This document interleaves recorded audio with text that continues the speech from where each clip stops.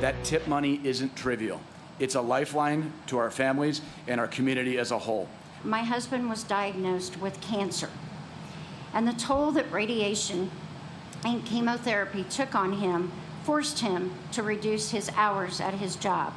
Every extra dollar I earned mattered. The president's one big beautiful bill already delivering for U.S. workers. Service industry workers praising Trump's no tax on tips policy during a congressional field hearing in Las Vegas as they finally cash in on the American dream. Senator Markwayne Mullin sits on the Committee of Health, Education, Labor, and Pensions, and he joins us now to react. Senator, thank you for taking the time. By the way, happy birthday. Thank you for joining us today on your birthday. Thanks, Charlie. And so, Senator, I want you to react to the no tax on tips news and the success of the one big beautiful bill. But I also want to make sure we dive into this idea of President Trump's nominees that need to get confirmed while the Senate is recessing. But first, we'd love to have your reaction on the no tax on tips success. Well, it's not just no tax on tips, but it's no tax on overtime, too. Listen, my wife and I, we're in the service industry. We used to have restaurants. Thank goodness we sold all those. We still have plumbing, HVAC, electrical companies. Overtime and tips are a huge part of their income. And when you have no tax on tips, you have individuals now that are making $350, $250, whatever their wages in their state for servers, and then they're able to keep tips on top of that. They always wanted cash, but most people pay with credit cards. So it was very hard. Plus, the restaurant owner at the same time, now that they're not having to pay taxes on the tips, they're not having to pay FICA too. So it helps the restaurant owner too, which a lot of those are mom and pops. When you start looking at no tax on overtime, Charlie, it was very hard for us to be able to get people to want to work over 40 hours when we're in the service industry because they got hit at a higher tax bracket over 40 hours. And they're like, listen, I'm going to have to wait a year, 6 months or several months before I get my tax return to get that money back. It's not worth it to me. It's not worth losing my family time to it actually cost me more money. So now no tax on overtime actually has incentivized these service workers, especially in our businesses, to work that overtime. It's massive. And then just think about this. If the Democrats would have got their way, they would have had a 22% tax hike on the average taxpayer in the United States. Because President Trump's leadership, now we've been able to lock these tax cuts in, which is the largest tax cuts in history, and they're permanent.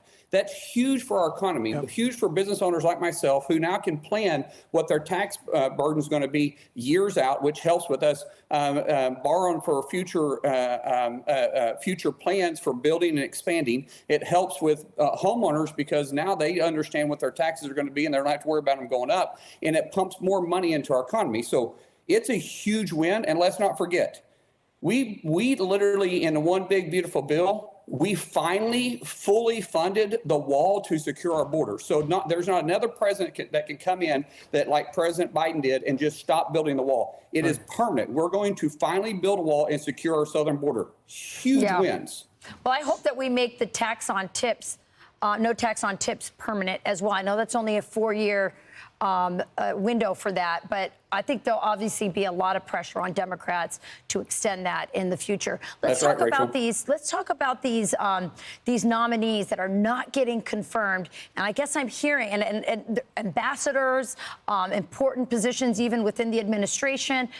What can we do to make sure that those nominees get confirmed? Because they should be. I'm understanding that Senator Thune is thinking about keeping people through the August recess.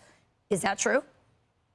It is true, and we're going to do whatever it takes. I just want to put some facts out here. This is the difference between Leader McConnell and Leader Thune's leadership. Right now, we've confirmed over 100 nominees. This time in President Trump's first term, at Trump 45, we'd only confirmed 55.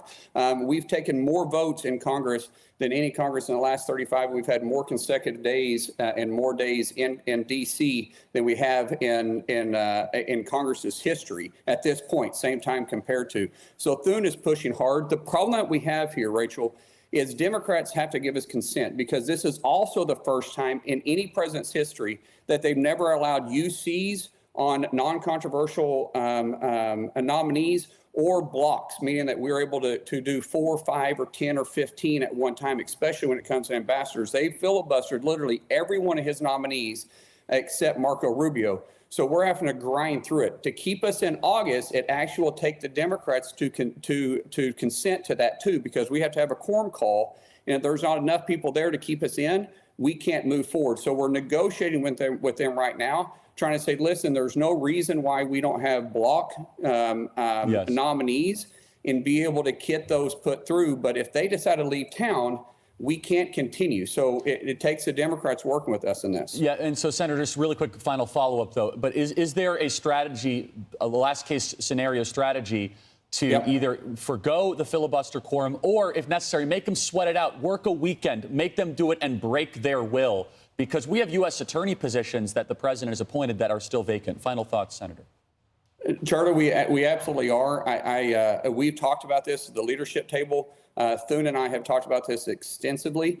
We definitely have a plan moving forward. We have a strategy that we could put a lot of pressure on them. All these Democrats want to go home. They want to get out of town. They want to go campaign. Republicans, we feel like if we'll just sit there and do the job, the American people want us there. So there's a way for us to strategy and strategically make them stay in town and make them cave. And I'll tell you, we've already had a lot of Democrats. Yesterday, I had 4 separate senators, Democrat senators, reach out to me wanting to negotiate because they don't want to be here in August. So there is a plan, there is a strategy, and Thune is leading from the front in this. And President Trump is working hand in hand with us on this. And so every time we're trying to work a situation out and a deal out, we're on the phone with President Trump saying, will this work? And he really appreciates what Thune's doing as his leadership and the way we're working with them. All right. Senator Markwayne Mullin, thank you. Happy birthday. Charlie, thank you. And thanks for wishing me happy birthday, guys. You got it. Hey, it's Will Cain. Click here to subscribe to the Fox News channel on YouTube. It's the best way to get our latest interviews and highlights. And click to subscribe to the Will Cain podcast for full episodes right now.